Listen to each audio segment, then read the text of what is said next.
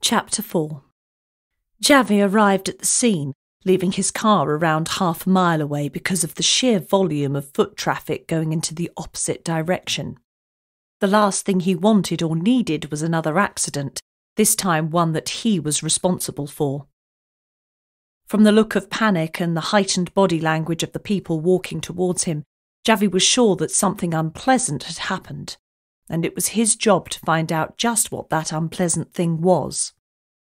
It took him a further 10 minutes after leaving his car to arrive at the scene of the accident. Even though it had been officially classified as an accident at that point in time, it was a standard procedure for a murder detective to be called out when one person had killed another, no matter how seemingly innocent. It might just be that he signed it off as an accident and left. It might be that he thought foul play was a possibility. But the fact that he was called and given the chance to make a decision was the right thing to do. And Javea appreciated spending his time doing this far more than watching a trashy game show. "What do we have so far?" Javea asked one of the local police, who he knew was of Welsh ancestry, just like him. Javea's father was Welsh. Bronwyn's mother was Welsh. Whereas Javea had given a Spanish forename and a Welsh surname, Bronwyn Garcia had been given the opposite. "We've spoken to as many people as we could.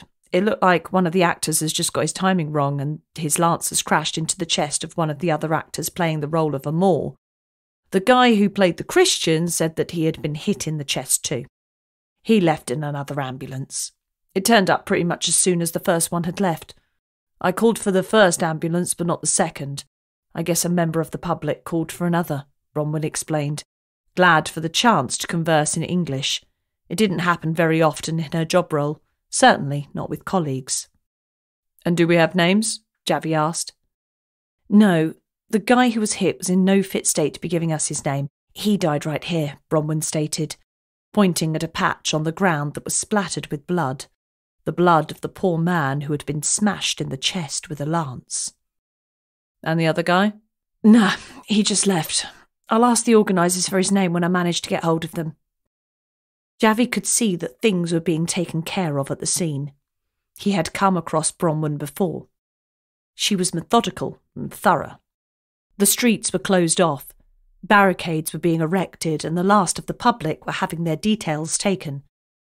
Javea could also see that people were not just being taken for their word. They were showing ID, having it checked, and then being sent on their way. Definitely a scene where Bronwyn was in charge. His mind wandered to somewhere else. He could continue his investigations there.